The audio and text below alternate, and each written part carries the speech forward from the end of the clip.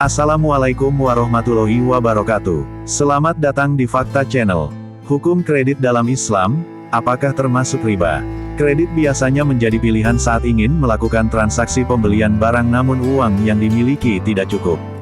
Kredit memang terkesan memudahkan namun biasanya ada tambahan biaya dari harga aslinya. Praktik kredit sudah sangat banyak dilakukan, banyak penyedia layanan kredit yang memudahkan siapapun untuk membeli barang kebutuhan. Bahkan saat ini ada sistem kredit online yang semakin mempermudah proses pembelian barang. Kredit dilakukan dengan cara mencicil atau melakukan pembayaran secara berkala. Namun harga barang yang dikredit biasanya akan dikenakan biaya tambahan. Lalu, apakah praktik kredit diperbolehkan dalam ajaran Islam? Dilansir dari MUI 17/6 kredit biasanya berkaitan dengan riba. Dalam ajaran Islam tentu saja riba sangat dilarang. Anggota Dewan Syariah Nasional MUI, Hidayatullah SHIMH menjelaskan definisi riba sebelum kemudian membahas tentang kredit. Riba secara bahasa artinya ziyadah tambahan. Dia mengutip Fatwa MUI nomor 1 tahun 2004, riba adalah tambahan ziyadah tanpa imbalan, bila, iwat, yang terjadi karena penangguhan dalam pembayaran ziyadah al-ajal, yang di perjanjian sebelumnya ini yang disebut riba nasiyah.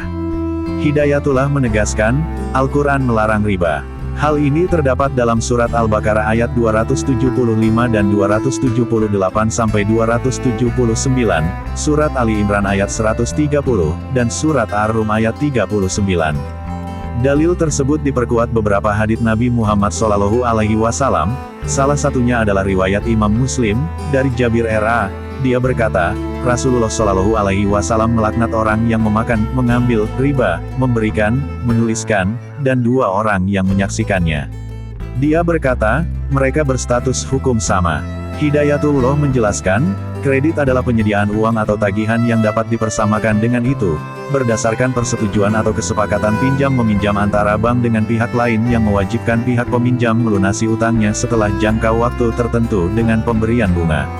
Pria yang juga berprofesi sebagai dosen Fakultas Syariah dan Hukum Universitas Islam Negeri Syarif Hidayatullah Jakarta itu mengatakan dalam praktik di bank konvensional, kredit adalah utang piutang yang disertai bunga.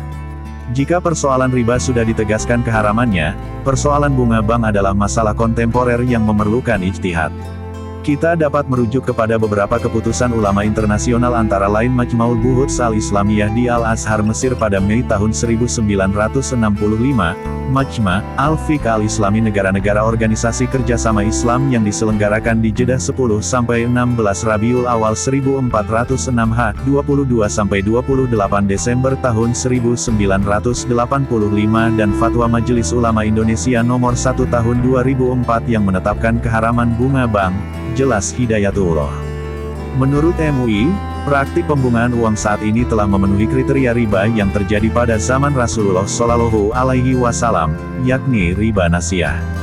Dengan demikian, praktik pembungaan uang termasuk salah satu bentuk riba, dan riba haram hukumnya.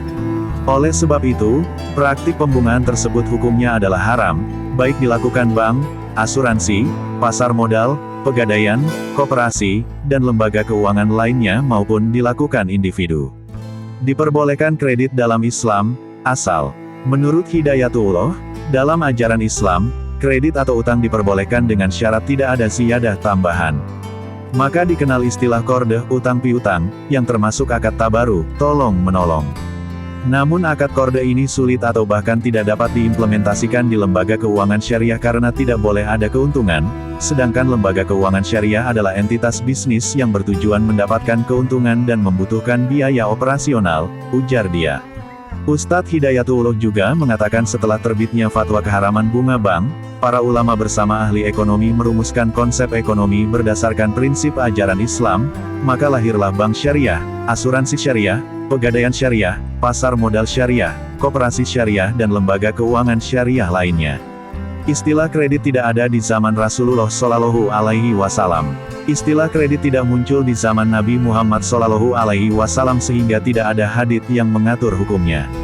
Namun jika merujuk fatwa MUI, fatwa Al-Azhar, dan OKI, para ulama menyatakan bahwa bunga yang dikenakan dalam transaksi pinjaman, utang piutang, Al-Qardh wa Al-Ihtirat telah memenuhi kriteria riba yang diharamkan Allah Subhanahu wa Ta'ala.